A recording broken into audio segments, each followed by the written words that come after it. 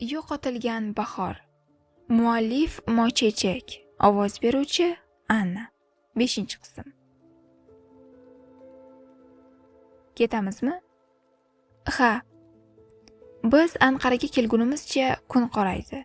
Lekin mashinada uzoq joylarga sayohat qilish mening sevimli mashg'ulotim edi. Mehmonxonaga kirgach, qabulxonaga bordik. Keyin men xona raqamini aytib, hujjatlarni ko'rsatdim. Ular menga kalit berishdi. Siz buni oling Halil bey, men boshqa xona olaman. Nima? Oldindan buyurtma qilmaganmiding? Men siz bilan bonjour bir xonada qolasizlar deb o'ylagandim. Bu gapdan Halil beyning asablari taranglashdi. Yana bir xona olmoqchi edik. Oh, afsuski, saylov oldi bo'sh xonamiz yo'q. Bu gapdan keyin bir-birimizga qarab qoldik. Endi nima qilamiz? Sen divanda yotasan, men yotoqda. Menimcha boshqa yo'li yo'q. Keyin ilojsiz rozi bo'ldim. Chunki Halil bey yaxshi inson ekanligini bilaman. Xonaga chiqdik. Ichkariga kirganimizdan keyin men qilgan qitmirligim yodimga tushdi. Bir kishilik oddiy yotoq buyurtma qilgandim-ku. Jin ursin hammasini. Asli bu nimasi? Janob haligi men bonjour bilan yetarli. Bu seni muammoying. Endi polda yotasan. Nega men polda yotaman? Axir erkak kishisiz-ku, siz yoting polda. Balki balkonda uxlarman. Zo'r fikr, ammo bu katalik xonaning balkoni ham yo'q. Ertaga saylov bo'lmaganda o'zim bilardim sen nima qilishni. Ishxonaga qaytaylik, yaxshilab adabingni beraman. Kerakli kiyimlarni olib yuvinish xonasiga kirib ketdi. Men ham kichik chamadondan bugun uchun kiyishga kiyim oldim. Halil bey yuvinish xonasidan chiqqandan keyin men kirdim. Kiyimlarimni almashtirib chiqdim. Halil bey, siz och emasmisiz? Ochman. Seni kutib turgandim. Yur ovqatlanib kelamiz. Shu yerga buyurtma qilsak bo'lmaydimi? Juda charchaganman. 4-qavatdan 1-qavatgacha zinadan tushish hozir ortiqcha menga. Chindan ham o'zi chiqayotganimda bo'larim bo'lgandi. Xo'p, mayli. Unda buyurtma qilamiz. Halil bey o'rnidan turib, xonadagi mehmonxona telefonini olib, qabulxonaga telefon qildi. Keyin bir nimalar buyurtma qildi. Ovqatlarimiz kelgach, birga kechlik qildik. Sen liftdan nega qo'rqasan? Halil bey sharbatidan bir qultum ichdi-yu, stulga yoyilib o'tirib mendan so'radi. 13 yoshimda qamalib qolganman. Aniqrog'i meni qamab qo'yishgan. Kim? Muhimmi shunchalik? Ha. Bir to'da bezori qizlar. Men ularni gap bilan mot qilardim. Ular esa nima qilishni bilmay shunday qilishgan. Juda g'alati-ku. Ko'rdingmi? Tiling senga qanday balolar olib kelgan? Biroz hazil qilgandek kuldi. Ha, lekin kulgili emas. Lift ichida 3 soat qolib ketganman. Keyin havo yetishmay hushimdan ketganman. O'shandan beri dahshatli qo'rquvim bor. Men bilanligingda qo'rqmagansan, tan ol. Yo'q, qo'rqganman. Ko'zlarimni olib qochganimdan sezdi shekilli, shunchaki jilmayib qo'ydi. Oyingiz ancha yaxshimi? Ha, yaqinda keladilar. To'liq tuzalishlari uchun vaqt kerak bo'ldi. Endi gapirmoqchi edim, Halil beyning telefoniga kelgan chaqiruv gapimni og'zimda qoldirdi. Halil bey telefonda gaplashib kelguncha men dasturxonni yig'ib, chetroqqa olib qo'ydim. Ertaga olib ketishadi. Keyin shkaf ichidan qo'shimcha ko'rpa va adyolni olib yerga soldim. Nima qilyapsan? Ishimni tugatish pallasida turganimda Halil bey xonaga kirdi. Haligi joy solyapman. O'zingami? Yo'q, sizga. Men yotoqda yotaman. Bu gapidan ensam qotdi. Qo'yib berar ekanman-da. Halil bey, men kichkinagina bo'lsam, yotoqda bemalol sig'aman, lekin siz bahaybat odamsiz. Bu kichkina yotoqda sig'maysiz. Kechqurun uxlab qolganingizda biroz o'giriladigan bo'lsangiz, yerga tushasiz. Ya'ni men o'lib qolaman-ku. Halil bey asabiy kuldi. Iltimos, boshqa gapirma. Kulgidan to'xtolmay shunday dedi. Chiq uxla, buyursin shu yotoq senga. Xayrli tun. Ertalab uyg'onib ko'zimni ocharkanman, qulog'imga urilayotgan qaynoq nafasni his qildim. O'zim istamagan holda qichqirib o'rnimdan turdim. Ortimda yotgan Halilbey ekan. U ham mening baqirganimdan keyin sapchib turdi. "Nima bo'ldi?" sarosima bilan so'radi. "Siz nega bu yerda yotibsiz? O'zing kecha yerda uxlang eding-ku?" Jin ursin, men pastga tushib ketibman. Endi nima vaziyatdan nima deb bahona qilib chiqishni bilmayapman. "Nima, sen pastda uyg'ondingmi?" Kulimsirab, ajorona qarash bilan so'radi. "Yo'q, kim aytdi?" "Unda nega baqirding?" "Haligi bitta xonada qolganimizni unutibman. O'g'ri kirganmi deb o'ylabman." "Ha, asli qanchalar ahmoqona bahona aytding. O'g'ri kirib uxlarkanmi?" Gapni buncha cho'zasiz Halilbey. Bugun kechki saylovga tayyorlanishimiz kerak. Ishlar ko'p, turing." "Yerda yotding-a kecha?" Yana ajorona jilmaydi. "Yo'q dedim-ku." Bu safar ovozimni balandlatib, ishonarli qilib jiddiy gapirdim. "Xo'p bo'ldi, gapirmadim." Shunday deb o'rnidan turib yuvinish xonasiga kirib ketdi. U chiqqunicha ham kiyinib, bugungi qilinishi kerak bo'lgan ishlarni ro'yxatini tuzdim. Hammasini tayyorlab Halilbeyga topshirdim u o'zim ham yuvinib chiqdim. Chunki bugun kechda bazm bor edi. Saylov bazm ko'rinishida bo'lar ekan. O'sha yerga boramiz. Sochimni quritib bo'lgach, yuvinish xonasidan chiqdim. "Asli, labbay janob. Men saylovga yutishim aniq-ku. Nutq tayyormi?" "Balki yutmassiz." Uning qarashidan noto'g'ri gap aytganimni tushundim. Bir zumda tayyorlayman. Tezlash." Tushlikdan keyin tayyorlagan loyihamizni tadbir egalariga olib borib berdik. Ular ham saylovda biz g'olib bo'lishimizni aytishdi. Keyin kelib kechga tayyorlanishni boshladik. Men o'zim bilan olib kelgan sevimli ko'ylagimni kiydim. Oyna oldida o'tirib biroz o'zimga qaradim. Tayyorlanib bo'lgach o'rnimdan turdim. Halilbey ham shu pallada xonaga kirdi. Kirdi-yu mendan ko'zlarini uzolmay qoldi. "Asli?" "Labbay?" Zo'rg'a pichirladim. Hayajondan ko'ylagimning etagini ushlab. "Juda chiroylisan." U menga shu darajada erituvchi yoqimtoy nigoh bilan qarayotgandiki, men ham gapira olmay shunchaki rahmat deb qo'ydim. Menga biroz yaqin kelib, o'rtada yetarlicha masofa qoldirgach, cho'ntagidagi bir qutini oldi. "Senga yarashadi deb o'ylayman. Germaniyada bo'lgan paytimda olgandim. Yoqsa taqarsan?" Qutini ochib ko'rsatdi. Quti ichidagi zanjirni ko'rgach, ko'zlarim qamashib ketdi. Chindan ham juda chiroyli va bejirim edi. "Rahmat Halilbey, taqib qo'yaymi?" O'zim taqolmasligim aniq edi. Shuning uchun bosh irg'ib qo'ydim. Halilbey ortiqcha harakatlarsiz taqinchoqni bo'ynimga taqib qo'ydi. Lekin yuragimning urishi 1 kilometr uzoqdan ham eshitilardi menimcha. U ham dukullab urayotgan yuragimning ovozini eshitgandir. "Xo'sh xonim, bu kecha hamrohim bo'lasizmi?" "Ha." Jilmayib shunday dedim. Keyin birga mehmonxonaning 1-qavatida bo'layotgan saylovga bordik. Ichkariga kirdim. Juda katta zal ekan. Odamlar ham anchagina, hamma kazo-kazolardanligi bilinib turibdi. Halilbey qo'limdan ushlab oldi. Men unga hayron qaradim. "Nima qilyapsiz, janob? Bu yerda och bo'rilar juda ko'p. Nima, sen ularga o'lja bo'lishni istaysanmi?" Gapining ma'nosini tushundim. Keyin jimgina qo'limdan tutgan qo'llarini mahkamroq ushladim.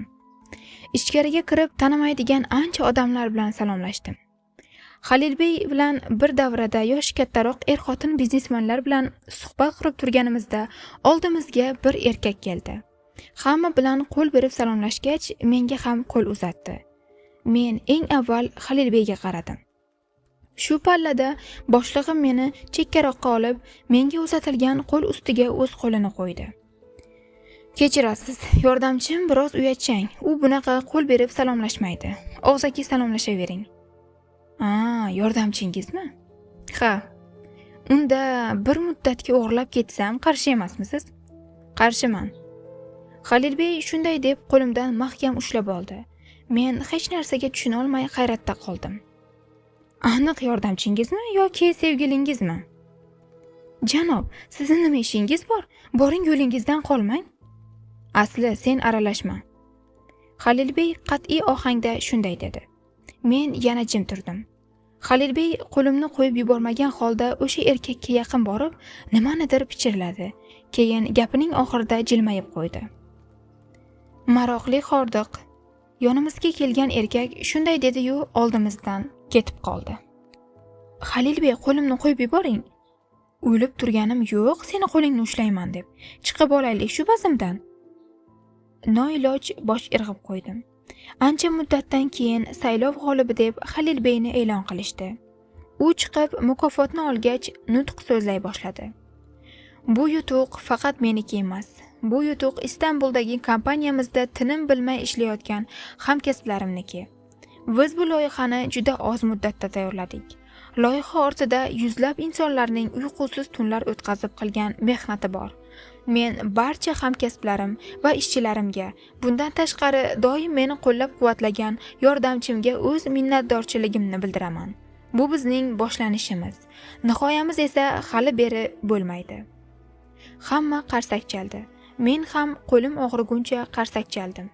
Keyin Halilbey sahnadan tushib mening yonimga keldi. Halilbey, men oxiridagi so'zlarni yozmagandim shekilli. Sen alohida rahmatga arziysan, hatto undan ham ko'prog'iga. Menga kimdir 3 oy oldin Halilbeydan shunaqa gaplar eshitasan desa, umuman ishonmasdim. Keyin raqs boshlandi. Hamma sherigi bilan valsga tusha boshladi. Istaysanmi? Yo'q. Nega? Shunchaki yoqmaydi.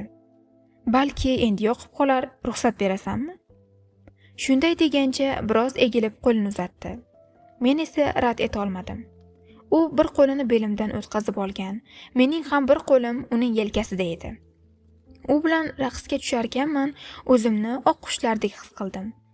U qulog'imga yaqin kelib shivirladi. Ilk uchrashuvimiz tasodif emas, taqdirim bo'lishiga juda xohlardim. O'zim bilmagan holda men ham javob berib yubordim. Men ham. Bu gapimdan u kuldi. Men umuman tugashini istamagan musiqa esa tugadi. Musiqa tugagach biz bir-birimizdan uzoqlashdik. Chunki Halilbeyni bir nechta biznes hamkorlari chetroqqa olib ketdi. Men bir chetda yolg'iz o'tirganimda oldimga yana bir erkak keldi. Oqshom go'zali, chiroyingiz ko'zlarimni qamashtirdi. Men hech narsa demay Halilbeyni izlay boshladim. Lekin shuncha odam orasida topolmadim. Keyin o'sha erkakdan uzoqlashish uchun eshik tomon yurdim. Tashqariga chiqgach Halilbeyga qo'ng'iroq qilib chaqirmoqchi bo'ldim. Chunki ichkari juda shovqin edi. Zaldan chiqar ekanman, o'sha erkak ham ortimdan chiqdi. Buncha nozlanding jonidan, qancha turasan o'zi? Qadamlarimni tezlashtirishga harakat qildim. Lekin o'sha erkak bir deganda bilagimdan tutib meni devorga tirab qo'ydi. Ko'zimdan yo'qol iflos, teginma menga. Tipirchilab urinardim, lekin unga foydasi bo'lmadi. Xonaga chiqquncha chidolmayman. Meni ishqingda ado qilding-ku. U shunday deb jirkanch tabassum bilan menga yaqinlashdi. Oxiri oyog'im bilan uni tepdim. U bir qichqirib uzoqlashdi-yu, o'zini o'nglab yana yaqinlasha boshladi. Men yugurib qochar ekanman, sochimdan changallab meni o'ziga tortdi. Keyin siltab yerga yiqitdi. Hoziroq xonaga chiqamiz. Men erkakka qarashga ulgurmasimdan o'sha iflosning qichqirig'i eshitildi. Darhol amallab o'rnimdan turdim. Qarasam, Halilbey kelgan ekan. U tinimsiz o'sha surbetni urayotgandi. Bo'ldi, Halilbey, iltimos bas qiling. Yig'lab uni ajratib oldim. Nimaga tashqariga chiqding? Uning g'azabli ovozda baqirgandan butun tanam titrab ketdi. Haligi janob, men sizga qo'ng'iroq qilmoqchi edim. Asli, men ichkarida ekanligimni bilarding-ku. U yanada baland ovozda gapirdi. Men qo'rqqanimdan o'kirib yig'lay boshladim. Bo'ldi, tinchlan. Yaxshimisan? Ovozini pastlatib muloyim bo'lishga harakat qilib gapirdi. Ha, yur ketamiz. Qo'limdan mahkam ushlab oldi. Keyin yerda hushidan ketay deb turgan erkakka qaradi. Boshqa yo'limdan chiqma, bo'lmasa sog' qolmaysan. Xonamizga chiqdik. Bor, yuzingni yuvib chiq, biroz o'zingga kelasan. Men ham bosh irg'ib yuvinish xonasiga kirdim. Birdan yuzimdagi pardozni o'chirib tashladim. Agar Halilbey kelmaganda o'sha iflosning qo'lida qolib ketarmidim? O'ylagan sari qo'rqib ketyapman. Biroz o'zimga kelgach, tashqariga chiqdim.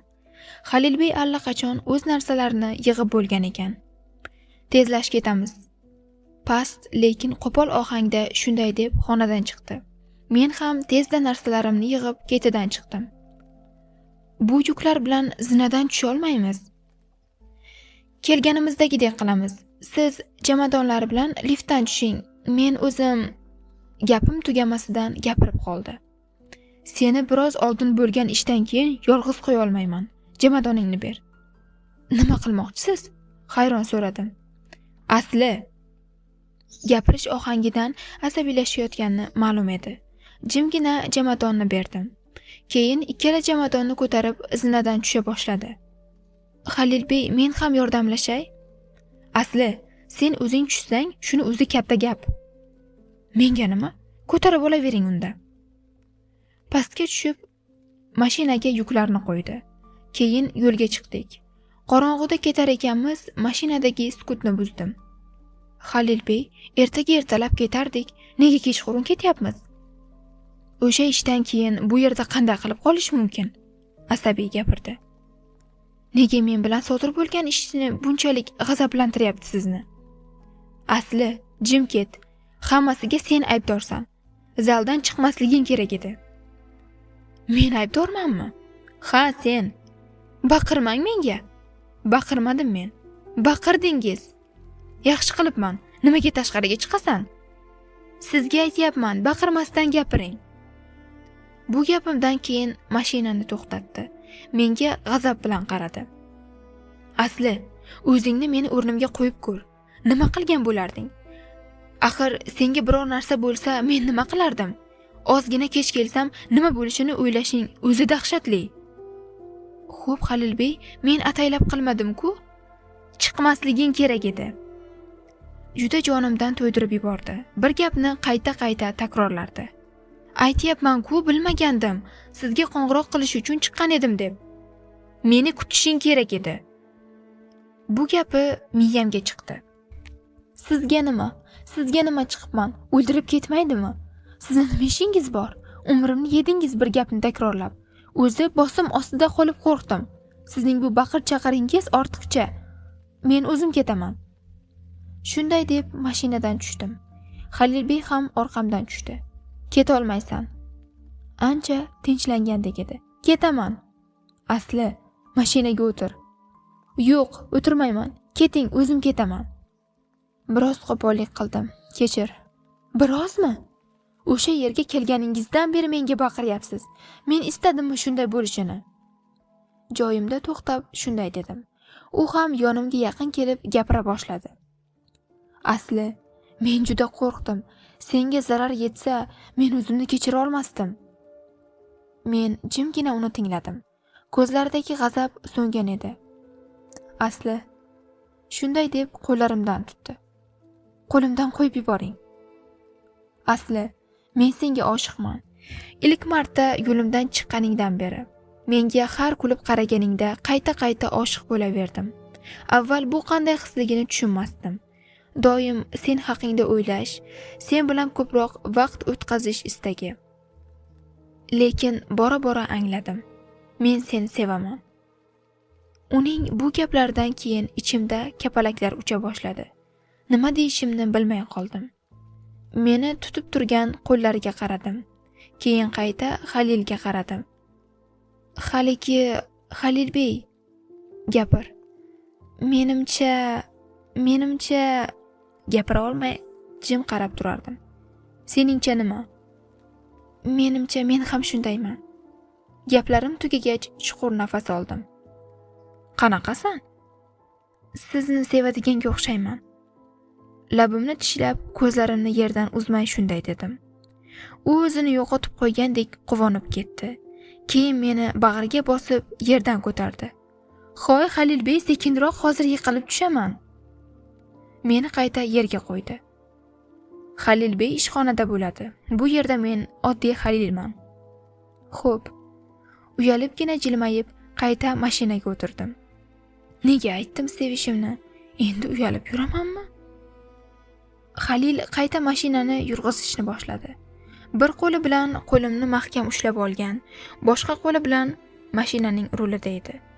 Menga bunday qaramang, dedim o'tkir nigohlariga yengilib. Qanday qarabman? Mana shunday. Xijolat bo'lib ketyapman. Nima endi sevgilimga qarolmaymanmi? Kim aytdi sizga men rozi bo'ldi deb? Sevgilim deyishni boshladingiz. Bu gapdan battar qoshlari chimirildi. O'zing-ku menga kompot bo'lgan, o'lib turganding-ku tirmizak. Hecham-da tirmizak demang. Xo'p, umrim. Nima? Bu gapni birinchi marta eshitishim edi. Umrim. Bu nima degani? Nima, o'zbek tilini bilmaysanmi? Yoki Turkiyaga kelib unutib yubordingmi? Unutmadim-ku-ya, lekin umrim degan so'zni birinchi marta eshitishim. Men ham qayerdadir eshitdim. Shu so'zni eshitdim-u, aqlimga sen kelding. Nega men? Ataylab asabaga tegish uchun so'radim. Chunki sen meni umrimsan. Butun umrimni senga bag'ishlayman. Halilbey menga biroz boshqacharoq qaradi. Halilbeymi? Qosh chimirib so'radi. Tilim o'rganib qolibdi, ya'ni Halil demoqchi edim. Ha jonim. Jonimlamang, menga yoqmaydi. Xo'p, umrim. Siz shunchalik tez qizlarni uraysizmi? Ya'ni munosabatlarimiz boshlanganiga 1 soat ham bo'lmadi. Allaqachon o'zingizni 1 yillik sevishganlardek tutyapsiz. Asli, men sen bilan tanishganimga 5 oy bo'ladi. Seni sevishimni tushunganimga esa 3 oy bo'ldi. Shuncha payt sevgimni izhor qila olmay yurdim. Endi sen bilan topishganimda mumkin emasmi senga mehr berishim? Mendan oldingilaringizga ham shunday deganmisiz? Sendan oldin sevmaganman. Juda kulgili. Chindan ham asli. Borib istaganingdan so'ra. Men qizlar bilan gaplashishni istasam, 2 kunda urayman va uzog'i bilan 1 hafta gaplashaman. Lekin bu sevgi emas. Xo'sh, sevgi qanday bo'lar ekan? U mashinani to'xtatdi. Keyin men tomonga o'girilib, 2 qo'limni birlashtirib, issiq kaftiga oldi. Sevgi qandayligini bilmayman, lekin men seni har ko'rganimda ichimda qandaydir hayajon uyg'onadi. Kayfiyatim o'z-o'zidan ko'tariladi. Seni tabassuming men eng ko'p ko'rishni istagan narsa. Meni kayfiyatim senga bog'liq bo'lib qolishi sevgi emasmi seningcha?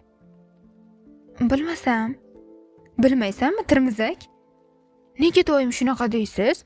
Romantikani ham beliga tepdingiz. Endigina dil izhorlarimni aytmoqchi edim. Asabiy shunday dedim-u, qo'llarimni uzib olishga harakat qildim. Lekin u qo'yib yubormadi. 2 qo'limdan mehr bilan o'pdi. Uning bu harakatidan butun tanam seskanib ketdi. Oyim 1 oydan keyin keladilar. Keyin to'y qilamiz. Shunchalar tezmi? Ko'zlarim katta-katta ochilib so'radim. U mashinani qayta boshqarish barobarida javob berdi. Sensizlikka uzoq chidolmayman. Miriqib suhbatlashdik. Yo'l uzun, lekin yoqimli. Men uni tomosha qilib ketdim. To'yib tomosha qildim. Endi unga to'ygunimcha termilishim mumkin, chunki biz batamom birga edik. Qachon uxlab qolganimni bilmayman. Uyg'onganimda mashina ichida edik. Egnimda Halilning paltosi. Halil ham uxlab qolgan. Mashina dengiz yaqinida qo'yilgandi. Kun yorisha boshlagan. Quyosh chiqishini kuzatish esa juda yoqimli, lekin men uchun Halilimni kuzatish undan ham yoqimliroq edi. Halil, uyg'oning. Undan sado chiqmagach yelkasiga mayin urib qo'ydim. Zo'rg'a ko'zlarini ochib menga qaradi-yu jilmaydi. Mashina ichida uxlab qolibmiz. Bilaman. Nega kelganimizni aytmadingiz? Seni ko'zim qiyarmidi? Xo'p, meni uyga olib borib qo'ying. Bugun ish yo'q, yakshanba-ku, namuncha shoshasan? Uyda ota-onam bor. Hech bo'lmaganda nonushta qilaylik, keyin ketasan. Yo'q, shart emas. Yo'q dema, asli. Xo'p, mayli, lekin tezroq. Xo'sh, nima ichasan? Qahva. Qahva mendan, manzara esa sendan. Hozir olib kelaman. Shunday deb tabassum bilan mashinadan tushib ketdi. Men bu gapni bir kitobda o'qigandim. O'shanda o'zimga o'zim shunday deydigan inson uchratarmikinman men ham deb savol bergandim. Mana uchradi. Menimcha Halil ham kitob sevar. Xuddi o'qigan asarlarimdagidek u ham menga kutubxona yasab bersa-ya. Qanday shirin orzular. Men shularni o'ylaguncha Halil 2 ta qahva bilan simit olib keldi. Bir zumda qayerdan topdingiz? O'zimga uzatilgan qahva bilan simitni olish barobarda so'radim. Biroz orqaroqda qahvaxona bor ekan. U shunday deb qahva idishining qopqog'ini oldi. Nima qilyapsiz? Hayron so'radim. Ichib ko'r. Shunday deb menga uzatdi. Ich, hammasi joyida. Nega? Shunchaki bu yangichasi ekan. Keyin men ichganimni qanday ichasiz? Asli ich. Noiloj qahvasini olib bir qultum ichdim. Endi ber. Oddiy qahva-ku. O'ziga uzatish barobarida gapirdim. Bundan ham tishla. Shunday deb qo'lidagi simitni menga uzatdi. Halil, siz kechasi bilan mashina haydaganingiz uchun jinni bo'lyapsizmi? Bu qanaqa qiliq yana? Asli tishla dedim. Ovozi biroz qat'iyatli chiqqach, menga tutib turgan simitdan biroz tishladim. Hoy, kattaroq tishlasang-chi? Yana og'zimga tutdi. Keyin yana biroz tishladim. Mendan keyin u ham yeb ko'rdi. Aynan men tishlagan joyimdan. Keyin qahvani ham mening lablarim tekkan joydan ichdi. Men bir zum tushunmay qoldim. U nima qilyapti? Hozircha nikohimiz yo'q. Labingdan tatib ko'ra olmayman. Boshqa yo'l yo'q-ku, keyin sening labing teksa, zahar ham shirin bo'ladi. Jin ursin. Uning bu gapidan keyin uyatdan yashirinadigan joy ham topa olmadim. Xo'y, buncha qizarib ketding, senda uyat ham bor ekan, dedi kulib. Halilbey, men uyga borishim kerak. Umrim yana boshlama, shunchaki qilgan ishimni izohladim. Qani yana bir yechi? Qo'lidagi simitni qayta menga uzatdi. Boshqa yo'q deya olmadim. Bir-birimizning simitlarimizdan yeb nonushta qildik. Mashina uyimning eshigi yonida to'xtadi. Ertagacha seni ko'rmay tura olmayman-da, juda tez sog'inib qolaman. Halil, boshlamang, shuncha payt yurdingiz-ku. Mayli, mashinadan tush, yuklaringni olib beray. Shunday dedi-yu, mashinadan tushdi. Keyin bagajdan yukimni olib berdi. O'zi tik oyoqda qandaydir hayajonlanib qoldi. Ha, haligi asli? Lapay. Seni sevaman. Men ham, dedim jilmayib. Endi uyingga kir, ertaga ertalab olib ketaman. Kelib o'tirmang, o'zim boraman ishxonaga. Vaysama, sendan ruxsat so'ramadi hech kim. Ajab bo'lsin. Yuzimni burib, uy eshigi tomon yura boshladim. Darrov arazlab ol. Sizga nima, istaganimni qilaman. Asli, qolgan gaplarimni eshitmay eshikni yopib ichkariga kirdim. Kechqurun yuvinib chiqib uxladim. Yoqimsiz telefonimning ovozidan uyg'onib ketdim. Notanish raqam. Eshitaman. Gulg'uncham. Butun tanam titrab ketdi. Uyqusiragan ko'zlarimni katta-katta ochdim. Sog'inib ketdim-ku, malagim. Telefon ortidan Karimning ovozi yangrayotgandi. Sen qamoqdan chiqdingmi? O'zim bilmagan holda o'rnimdan turdim. Shunchalar tez sog'indingmi, yagonam? Boshqa gapira olmay muzlab qoldim. Aqlli qiz bo'lib yuribsanmi? Ha demay chiqaman, keyin to'y qilamiz. Qachon chiqasan? Telefonni qayerdan olding? Meni raqamimni-chi? Meni bilmasmiding, bolam? Meni ahmoqona laqablar bilan atama. Shunday deb telefonni o'chirdim. Qo'rquvdan titrayotganimni suyak-suyaklarimgacha his qilardim.